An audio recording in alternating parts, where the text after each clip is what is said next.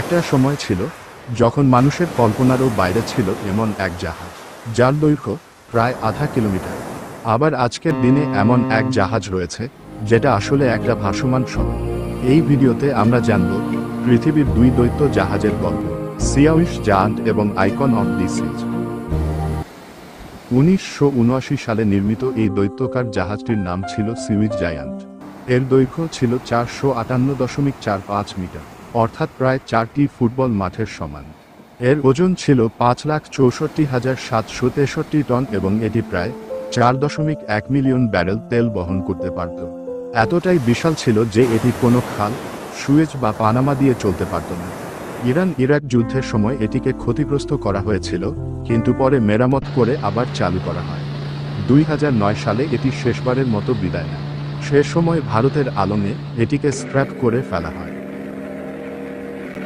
এখন আসি আজকের দিনে পৃথিবীর সবচেয়ে বড় সক্রিয় যাত্রীবাহী জাহাজ আইকন অফ দি সিজে।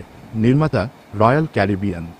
এর দৈর্ঘ্য 365 মিটার, অর্থাৎ 20 তলা বিল্ডিংয়ের সমান উঁচু। এই জাহাজে থাকতে পারেন 7,000 যাত্রী এবং 2,200 ক্রু।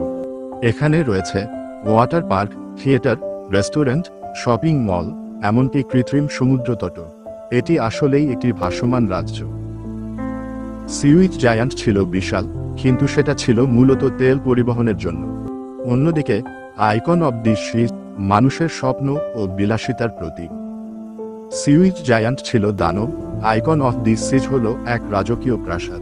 এই দুটি জাহাজই আমাদের দেখিয়ে দেয় মানুষ কতটা বড় চিন্তা করতে পারে। একটা ছিল অতীতের গর্ব, আর আরেকটা হলো ভবিষ্যতের আশা। আপনি যদি আরও এমন তথ্যভিত্তিক ও বিস্ময়কর ভিডিও দেখতে চান, তাহলে অবশ্যই সাবস্ক্রাইব করুন রহস্যলোক।